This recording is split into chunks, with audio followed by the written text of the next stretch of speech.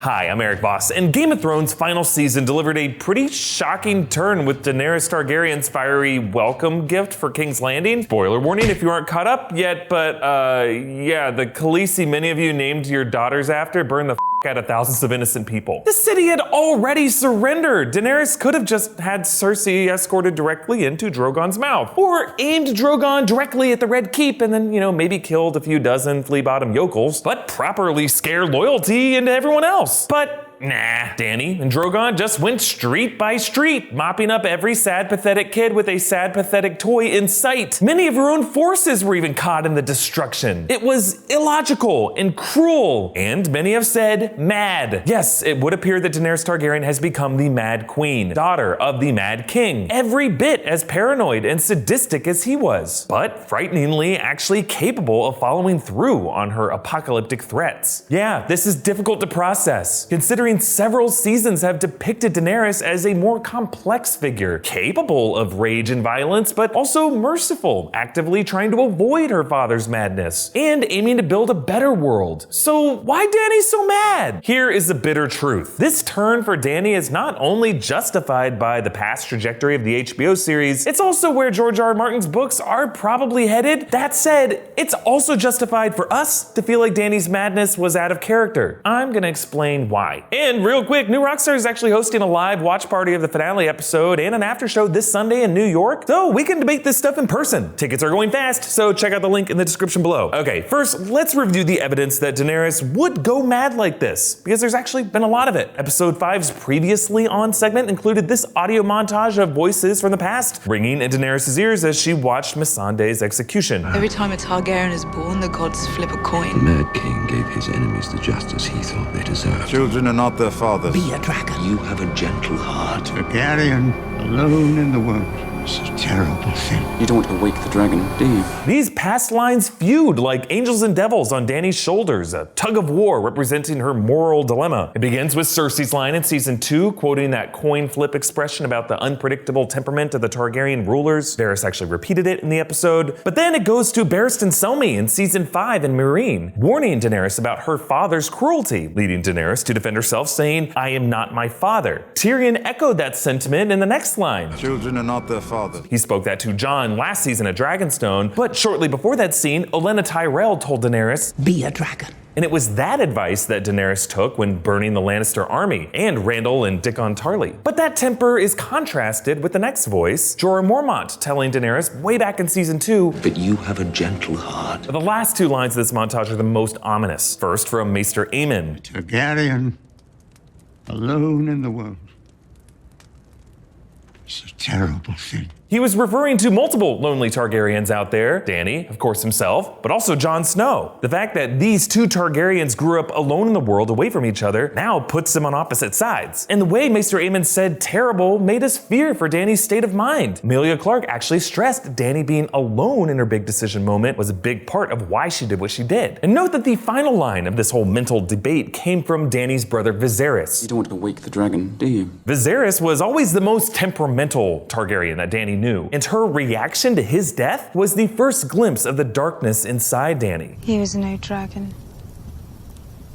Fire cannot kill a dragon. Next, Dany resorted to dark magic to try to save Khal Drogo, but when that didn't work, Dany burned Mirri Maz Dur alive, and the fire rises. In season 2 in Karth, she used her dragons to burn the Warlock in the House of the Undying, and she entombed Xaro and Daxos alive in the vault. And this was after she warned these members of the 13, We will take back what was stolen from me and destroy those who have wronged me. We will lay waste to armies and burn cities to the ground. Maybe you should have listened. Daenerys' fiery rage grew and grew. In season 3, she acquired the Unsullied by essentially tricking Krasnez of Astapor, burning him alive, and ordering the Unsullied to turn on their masters and torching that city. And then after conquering Yunkai and Meereen, she once again used fire, executing a Meereen nobleman. Then in Vaes Dothrak in season 6, she burned alive the Dothraki Dothraki calls and usurped control over the full Dothraki forces. And then she returned to Meereen and used her dragons to torch the slavers in their ships. So that was 6 seasons of fire foreshadowed, but in small doses. Really, each Dracarys moment for Daenerys felt like a climactic release of a hero surprising her enemies by unleashing a secret inner power, like Bruce Banner saying, "That's my secret, Captain.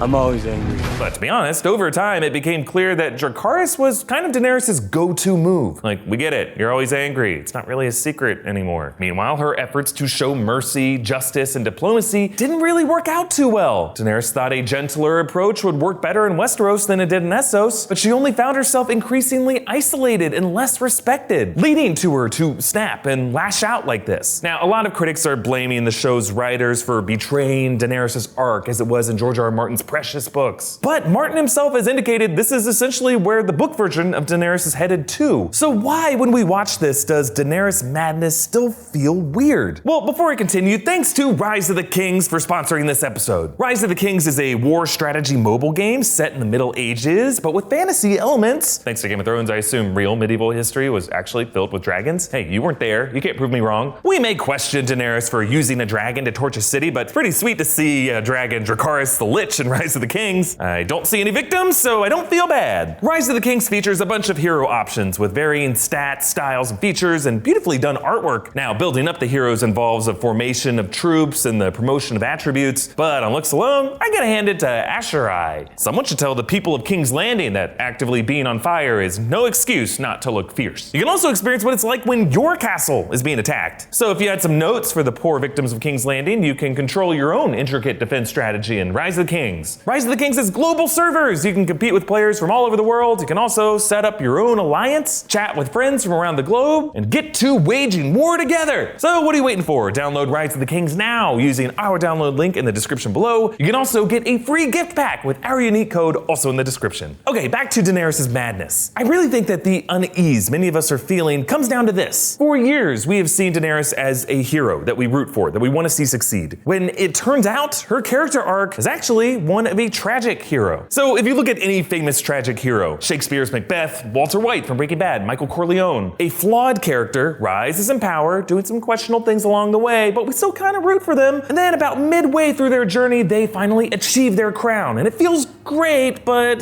maybe a false victory because their tragic flaw persists and it corrupts them. It descends them into madness and paranoia about losing their power. So in order to keep their claws in their power, they commit horrendous crimes until they finally lose that power and they die, usually. So tragic heroes are cautionary tales. You aren't supposed to continue to root for them unless you want to be that guy, fine. But you don't name your kids after them. With Game of Thrones, some critics have complained about things like pacing, that the showrunners shouldn't have tried to cram these final 2 seasons in 13 episodes. But over 13 hours of entertainment is plenty of time to tell a complete story. Really, the people who make this show are restricted by their own structure. Because Game of Thrones isn't just Daenerys' story, it's also Jon's story, Cersei's story, Arya's story, Tyrion's story, Branch's story. So if Daenerys sacked King's Landing immediately upon her return to Westeros, as she probably wanted to do, yeah, we would have had time to see her collapse over the final 2 seasons. It would have worked as a good tragic story. But then the show would have just been her story. They needed to keep things balanced among several different characters. So instead, the battle for the throne was delayed to the final battle, which unfortunately left us with no real time for falling action or emotional recalibration. So Daenerys' story proceeded forward as any hero's journey. But before she reached her goal, she descended into irredeemable madness. So we felt this whiplash because within a single episode, we had to adjust into accepting we're actually watching a different kind of story. One following a tragic hero, a hero that we should judge and pray for their punishment. It's a lot to do in a small amount of time. So yeah, Daenerys is a mad queen, but angry mad. And she has every right to be furious. Despite not wanting to be her father or to be Queen of the Ashes, every attempt she made to take the noble path robbed more and more away from her. She lost Viserion, Rhaegal, Jorah Mormont, Missandei, half her Dothraki and Unsullied forces, her entire fleet. She felt isolated. And then on top of that, you got Varys, Tyrion, Jon. Everybody betrayed me. I fed up with this world. But I know. Burning the women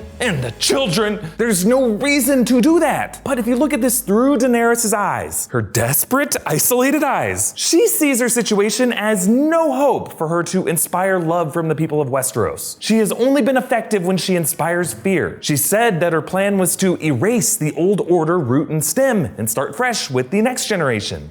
Mercy is our strength, our mercy towards future generations.